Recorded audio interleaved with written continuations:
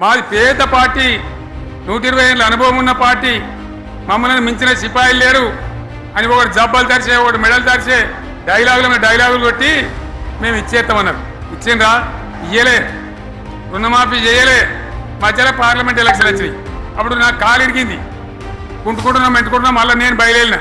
ఆ దెబ్బకి ఏం చేసిండ్రు? తెలంగాణలో ఎన్ని దేవుళ్ళు ఉన్నాయో అన్ని దేవుళ్ళ మీద ఒట్లు పెట్టుకున్నారు. పెట్టిండ్రా? బహిరంగ సభలలో ఆడిడ కూడా కాదు. ఇన్ని మాటలు చెప్పి ప్రజల్ని ఏమార్చింది. ఒక ఉచిత బస్ అని పెడితే అది జుట్టు పట్టుకొని కొట్టుకుందానికి మనకత్తని తప్ప ఏమనికి ఉపయోగపడ్డది లేదు. ఆ మహిళలే అంటారు మాకు ఎందుకయ్యా ఉచిత బస్, దరిద్రం, మాకు అవసరమే లేదు అంటారు. అటువంటి ఒక్క పథకం పెట్టి ఇక ఇప్పుడు మళ్ళీ పెద్ద నోరు పెట్టుకొని వాళ్ళే మాట్లాడతారు. అంటే అంటే మాట్లాడతారు, అబద్ధాలు చెప్తారు. మాట్లాడితే బీఆర్ఎస్ వాళ్ళ మీద నింద, మాట్లాడితే కేసీఆర్ మీద నింద. ఇది ఒక అలవాటు చేసుకొని ఎవరికి నోరుంటే వాంతే లెక్క అనే పద్ధతిలో అడ్డమైన మాటలు